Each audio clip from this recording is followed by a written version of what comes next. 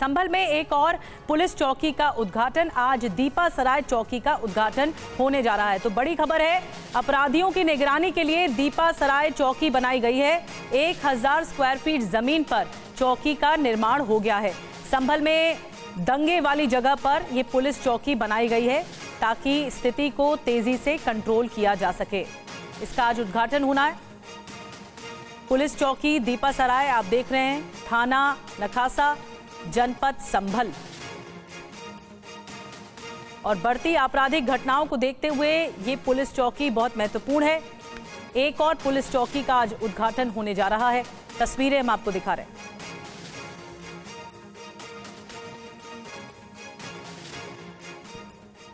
और आपको दो तस्वीरें दिखा रहे हैं संभल के जिस इलाके में कभी हिंसा हुई थी, आज वहां पुलिस चौकी का उद्घाटन किया गया है। ये दो तस्वीरें आपके सामने, यहां पहले हुई थी हिंसा और आज की ये तस्वीर जहां पर पुलिस चौकी बन गई है और इसका उद्घाटन हुआ है।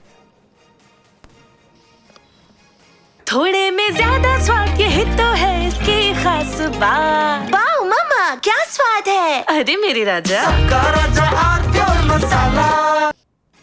तो संभल में जब हिंसा हुई, जब दंगे भड़के थे, उसके बाद से लगातार यहां तनाव बना हुआ था और उसके बाद यहां पर पुलिस चौकी स्थापित करने का फैसला लिया गया। आज ये दूसरी तस्वीर जो हम आपको दिखा रहे हैं उसी पुलिस चौकी की है जिसे स्थापित कर दिया गया और इसको इनॉग्रेट कर दिया गया, इसका उद्घाटन कर दिया गया। और संभल को नया सुरक्षा कवच दिया जा रहा है। संभल में 24 नवंबर 2024 को हिंसा हुई। हिंसा में करीब 4 लोगों की मौत हुई थी। उसके बाद पुलिस प्रशासन ने नए सिरे से अपराध को रोकने के लिए कोशिशें शुरू कर दी। पहले जुमा मस्जिद के सामने सत्यव्रत पुलिस चौकी का निर्माण कराया गया। उसके बाद अब दीपासराय इलाके में पुलिस चौकी का निर्माण कराया जा चुका है। इसका उद्घाटन किया जाना है और इस चौकी के जरिए अपराधियों पर लगाम लगाई जा सकेगी, क्योंकि दीपासराय इलाका अपराधियों का गढ़ माना जाता है। यहाँ पर एक बड़ी पुलिस चौकी होना एक तरह से नकेल कसने की पूरी तरह से कोशिश है अपराधियों पर।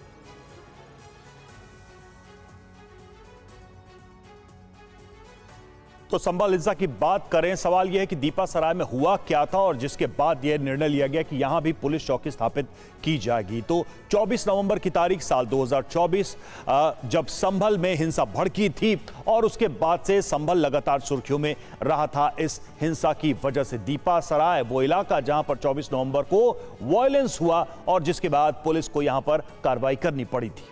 बिल्कुल, यहाँ हिंसा भड़की थी 24 नवंबर 2024 को और उसके बाद से ही ये फैसला लिया गया कि एक और चौकी की आवश्यकता है। मस्जिद इलाके में एक चौकी उसी वक्त बना दी गई थी जब हिंसा पनपी थी और उसके बाद फिर अब दीपासराय चौकी बनाई गई है।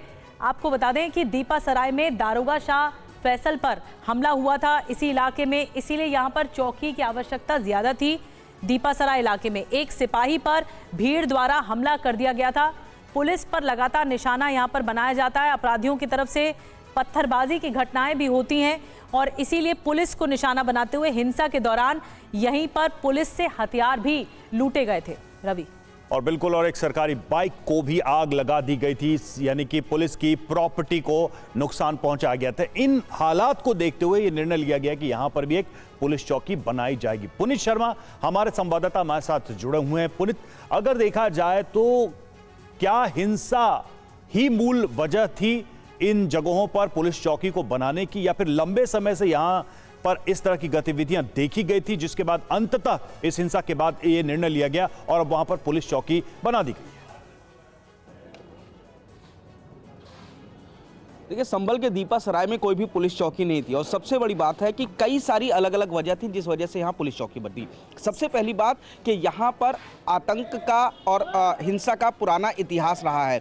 कई आतंकी कनेक्शन यहाँ पर सामने आए हैं, जिसमें शारिक साठा की बात की जाए जो कि दुबई में बैठा हुआ डॉन है, उसकी वो भी हिंसा का एक मास्टरमाइंड था जो पिछले साल हिंसा हुई। और जितने भी AQIS के आतंकी पकड़े गए जो हिंसा में शामिल थे वो सभी दीपासराय के रहने वाले थे। इन सभी का विदेशी कनेक्शन सामने आता है। इसके अलावा उस्मान की बात करते हैं, यह भी दीपासराय का रहने वाला था, कट्टरपंथी था और पाकिस्तान की जेल में बंद हुआ, अचानक वो यहां से गायब हो गया था और तमाम आतंकी कनेक्शन उसके सामने आए थे। इसके अलावा 1978 के दंगे में भी दीपा सराय से शुरुआत हुई थी और उसके बाद यहाँ पे हिंसा भड़की थी, कई लोग मारे गए थे। सबसे बड़ी चौंकाने वाली बात यह है कि कोई भी पुलिसकर्मी या पैरामिलिट्री फोर्स के लोग दीपा सराय में अंदर एक समय घुस नहीं पाते थे। उनके ऊपर हमला किया जाता था, उनके हथियार छीन लिए जाते थे, उनकी पिटाई की जाती थी, उनके ऊपर गोलियां चलाई जाती थी, यहाँ तक कि उनकी प्रॉपर्टी, उनकी गाड़ियों को भी जला दिया जाता था। लेकिन आज यहाँ पर एक पुलिस चौकी का उद्घाटन हो रहा है आपके सामने, पुलिस चौकी दीपा सराय, और ये बीच दीपा सराय में यहाँ पर उद्घाटन हो रहा है। बड़ा भव्य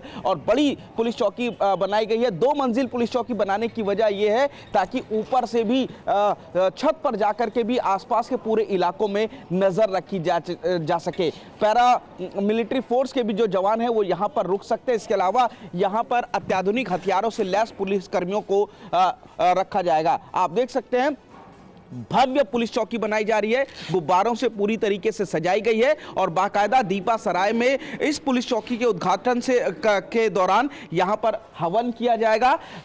पंडित भी यहां पर पहुंच चुके हैं। मंत्रोच्चारण के बाद, हवन के बाद विधिवत तरीके से इस पुलिस चौकी का यहां से उद्घाटन किया जाएगा और अगर कोई भी आपराधिक घटना यहां पर होती है तो उसकी पहली एफआईआर भी इसी पुलिस चौकी में दर्ज की जाएगी। तो कुल मिलाकर के विधिवत तरीके से इसका अभी आप देखेंगे सजाने का काम चल रहा है। वेदी को इस वक्त यहां पर तैयार किया जा रहा है जहां पर हवन किया जाएगा और संभल के जो डीएम राजेंद्र पेंसिया हैं, कप्तान कृष्ण बिश्नोई, ये इस चौकी का उद्घाटन करेंगे। और सबसे बड़ी बात यह है कि पाकिस्तान कनेक्शन कई बार सामने आया। जो विदेशी हथियार हिंसा में इस्तेमाल किए गए थे उनका संबंध भी दीपा सराय से मिला। जो AQIS के आतंकी पकड़े गए थे इस हिंसा में वो भी दीपा सराय के रहने वाले हैं। तो तमाम, इसके अलावा इसकी एक बहुत अजीब सी कहानी भी है कि यहाँ पर एक अरशद मुल्ला नाम का शख्स रहता था। यहाँ पर पहले जब पुलिसकर्मी बैठते थे, गश्त करने के लिए आते थे तो यहाँ पर वो अरशद मुल्ला उनके ऊपर सांप छोड़ दिया करता था। बिल्कुल, तो जैसा आप बता रहे हैं पुनीत के कई दूसरी वजहें भी सामने आई थी जिसके बाद ये महत्वपूर्ण निर्णय लिया गया। आप नजर बना रहे हैं कि बहुत बहुत शुक्रिया आपका इन तस्वीरों के लिए और इस जानकारी के लिए। कुछ तो सस्ता लो, सब बढ़िया लो, इसमें क्या खास बात है? थोड़े में ज्यादा स्वाद, यही तो है इसकी खास बात। मसाला